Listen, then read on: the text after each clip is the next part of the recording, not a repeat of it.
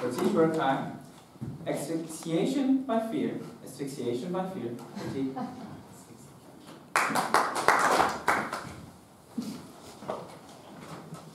As a child, I visited a water park.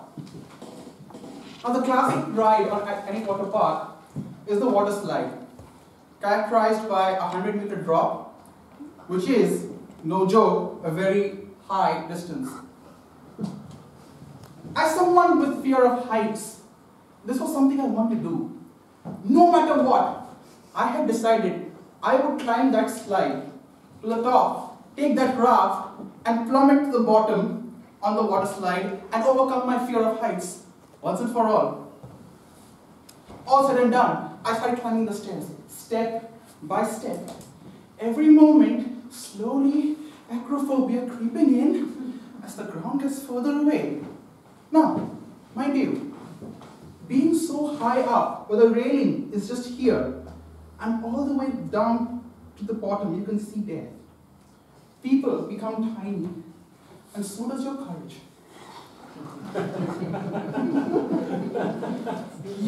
I reached the top.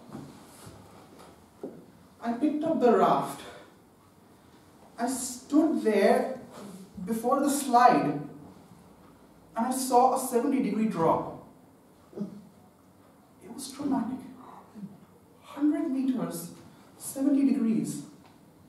And then there were these two voices in my head. One was saying, Prateek, it's high. What are you going to do? It is high. Another saying, no, come on, you got to do this, man. Live a little. The other voice was still there. It is too high. No, you cannot do this. Do you really want to do this? You can turn back. There is no shame in admitting defeat. I stood there, and in that moment, I put down the raft and I walked away. I couldn't go down that slide. I had been asphyxiated by fear. At that moment, I had failed to live, so I could survive a little longer.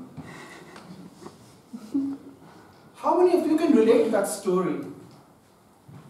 How many of you have stopped yourself from living because you were too afraid to take that next step towards your dream? How many of you have failed to take that next step towards your dream job? How many of you were too afraid to ask that person to be yours forever, to get down on your knee and ask a special question? How many of you have been afraid to pursue your dreams because you were happy with the security of the job you have? Are you not then too asphyxiated by fear? Because you see, living by fear has a cost. And that costs you your dream. It costs you your dream job, your passion, your happiness, your dream house, whatever it is. It can even cost you the chance to be with the person who could be your soulmate for the rest of your life.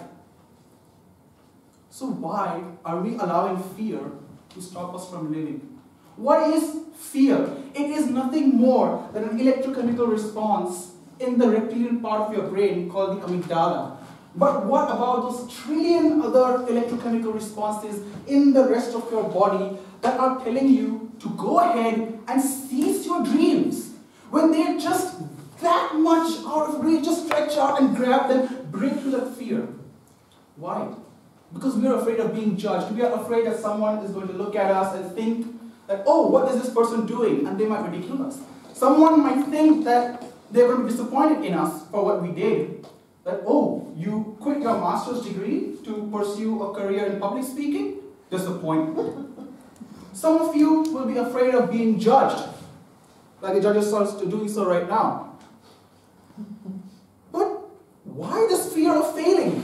Because it's so simple. We are so happy in our little comfort zone, where this lovely place, the heaven, where everything is fluffy and rainbowy and rosy and beautiful, and little rainbow bunnies hop around in the land of love. Such is the comfort in the comfort zone. Wonderful. But what is the problem with the comfort zone? That is all it is. It is this restrictive little zone where you shouldn't touch these little barriers and everything's going to be fine. See, that right there is the problem with the comfort zone. You have security of survival, but there is no freedom. It is like being in prison. You are fed 3 times a day, you have food, shelter, and there are no surprises unless your cellmate gets a fancy to you in the middle of the night, right? That is your comfort zone. But what about freedom? Freedom is one thing you do not have. And it is in fact when you break through that comfort zone and step out of the prison for the first time and you experience freedom. That is when you begin to live. When you step out and take a breath of fresh air after a hard day of you're having your heads drilled in by a teacher when the school bell rings. Ah, wonderful. After 4 years of being tortured by teenager-hating tyrants, and when you graduate from high school, oh, freedom, yes, freedom. That is when you've begun to live. You see, that is where life begins, when you transcend fear and enter the domain of courage. Because the cost of fear is, like Kushi said, those 2 horrible words, if only, the saddest words in the English language. And maybe that day, I would have lived a life of regret had I not gone further. I let my story end there. But it did not. After I had gotten ready to walk away, I saw the stairs. Same problem. I have to walk down, looking down. And I decided, no.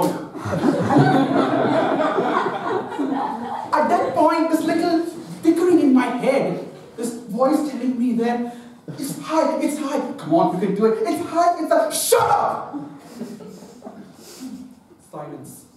My heart rate was still high, my breathing was still rapid, but that wasn't fear anymore, because the difference was, here I had silence. And then I took that plunge down the water slide. For the first time, I experienced 9.81 meters per second square, the acceleration of Earth's gravity for the first time.